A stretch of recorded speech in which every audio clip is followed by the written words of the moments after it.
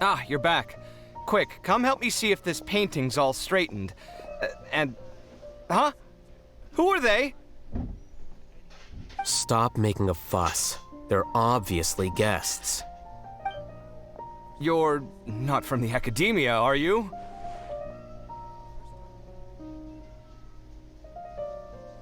I'm unsure she's seen you before.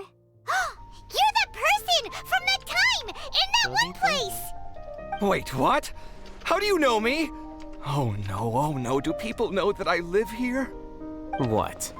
You're embarrassed only now of all times? Oh, you guys are roommates! Yes we are, but keep that to yourselves. Please, don't tell anyone else.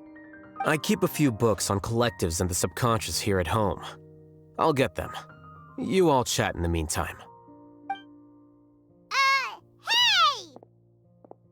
Hey! You're leaving just like that? What's the deal, Al-Haytham?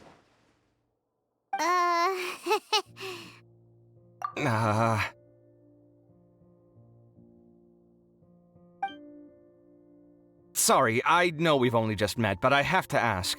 Are you, you wouldn't happen to be actors that Al-Haytham hired to pretend to be his friends, would you? What? Guess not. I've never seen him invite friends home before, so please excuse my surprise. You guys get it, right? You know, with his temperament and stuff. But aren't you his friend? I wouldn't say friends exactly. Okay, well, we used to be, but we're not anymore. Huh?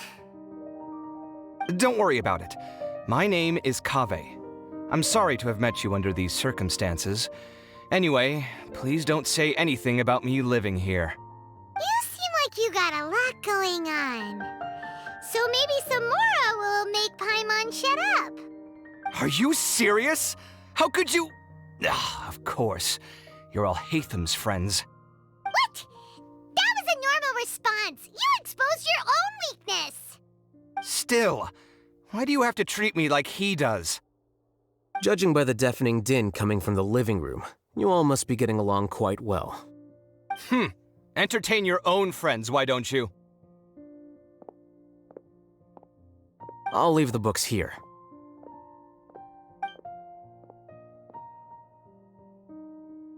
Paimon's dizzy from reading. This is way too complicated. Why don't we just ask questions instead?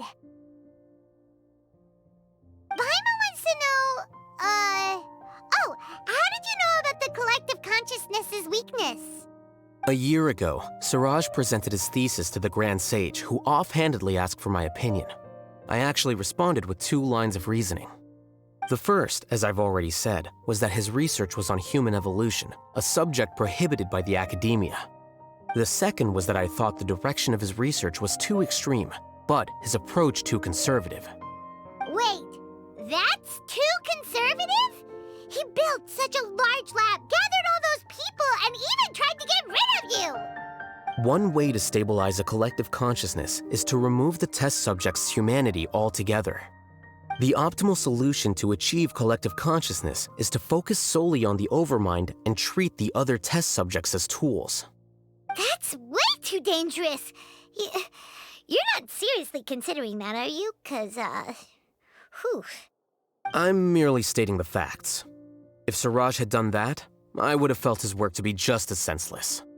It's impossible for any species to evolve overnight, and humans without their humanity cannot be called humans. That's why the academia prohibited research into human evolution. Most research of this kind tends to run contrary to evolution. Huh. Paimon gets it now. Ha! That's rich coming from you. If humans aren't humans without their humanity, then you'll probably evolve into some other species in another decade, I wager. What about you? Are you going to devolve into a fungus? At least I'd be a fungus with empathy. Sorry for eavesdropping, but what happened to you guys? Are you in trouble? Sort of. We encountered a strange researcher that had it out for us. Are you all okay? Huh. So that's how things went. Such is life. If only he'd known, Al-Haytham could have stayed indoors today, and the whole thing could have been avoided, right? Plus, he could have helped me with the housework for once. See those books? They've been sitting there waiting for someone to sort through them for an age. If you're not gonna read them, tidy them away. They don't belong there.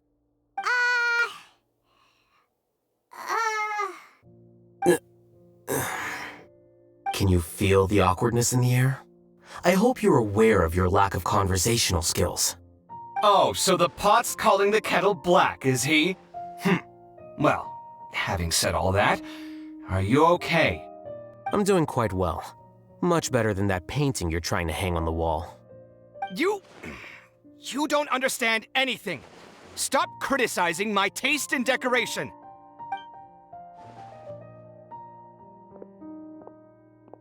Paimon can't tell which of them is more problematic. Let's just get this over with and leave. You whisper very loudly. Oh, yeah, Paimon's been told that. Do you have any more questions? Let Paimon think. Oh, by the way, the other researchers apologized to you. They hope that you can forgive them. I bear them no ill will. More accurately, I don't really care about what they think of me. To some extent, they were also fooled by Siraj. The Matra will take this into account at their trials. Ilias also said that he wanted to tell us the truth at Gandharvaville, but he didn't have the courage. He apologized to you, too. It doesn't matter. I never considered asking him to come forward with the truth. Judging from his experiences, he's more courageous than the average person. There's no need to lay even more criticism on him. Criticizing the brave only shows how weak you yourself are. I'm going for dinner in 10 minutes, so I'll field one last question. Paimon doesn't have any more questions. How about you?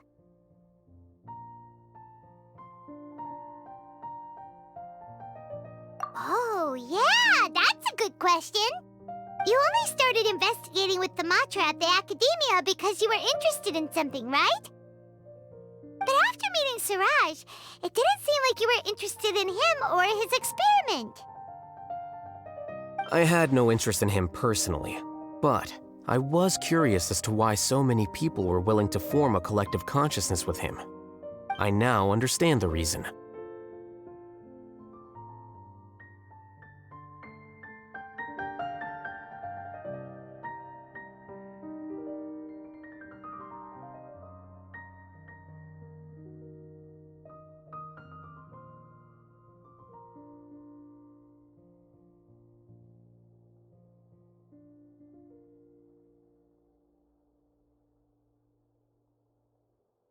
Correct. The fall of the sages and the shutdown of the Akasha terminals deeply affected the academia. The fact that Siraj's project attracted so much interest despite not being approved speaks to the lack of research projects as of late. As the acting Grand Sage, I'll have to figure something out. In addition, what happened to Ilias is worth our attention. Reporting academic fraud was the right thing to do. He didn't deserve the outcome that he had received. Paimon understands now. Oh, you're pretty serious when it comes to work, huh? I think minimum viable seriousness is a more apt description. I'll do my best to take care of this mess until my resignation is approved. Wait, your resignation? Yes. I've already submitted my resignation to the Academia. Soon, I'll resign as the acting Grand Sage and go back to being its scribe. I don't think Siraj knew about that. If he had waited just a few more days before acting, I would have already resigned. What he'd do then wouldn't have been any concern of mine. However, even without my input, his unstable model would have collapsed for some other reason, so it makes no difference. But why do you want to resign? I'm not suited to be a sage, nor do I want to be one.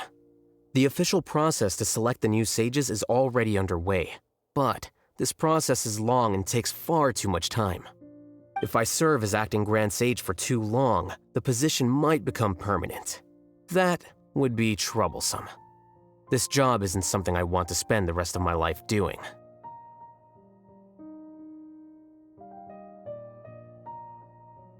It's important to keep your priorities straight.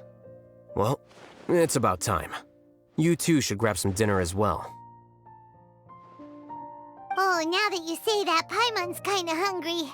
See ya! We're gonna grab some yummies! See ya.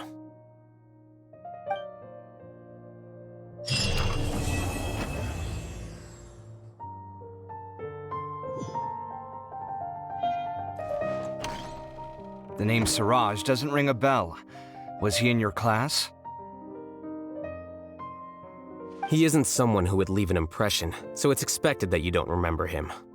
I've always had a hard time appreciating the way that the academia pressures people by labeling them as geniuses. But even so, the academia can't be left to you. Or perhaps I should say that I'm delighted to see that you have a base amount of self-awareness. If the people in the academia haven't gone mad, they'd know that I'm much more suited to be a sage than you. And I suppose they'd let everyone know that your career as a sage will be as shaky as that painting. Again, that's mighty rich coming from someone about to resign. In a few days, you'll be managing files again. You'll be back at rock bottom. But my salary will likely stay the same. Wait, what? How come? Why do you get special treatment? At least I don't have to be an architectural designer who works himself to death just to get a smile from his client. You...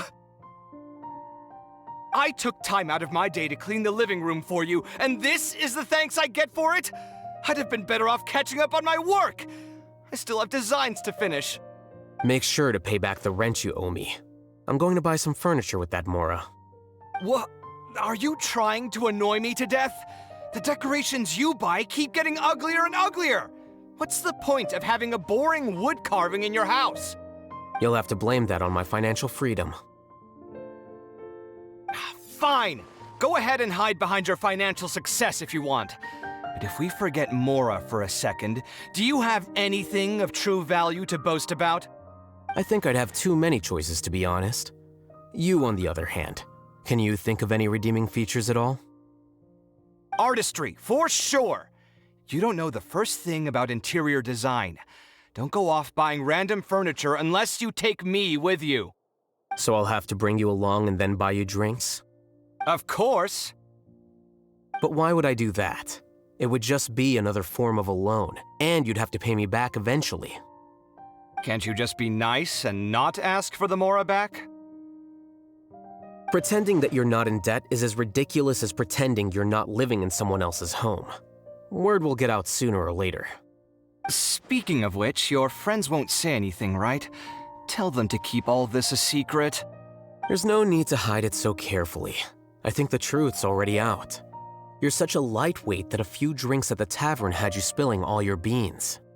What? No, it can't be.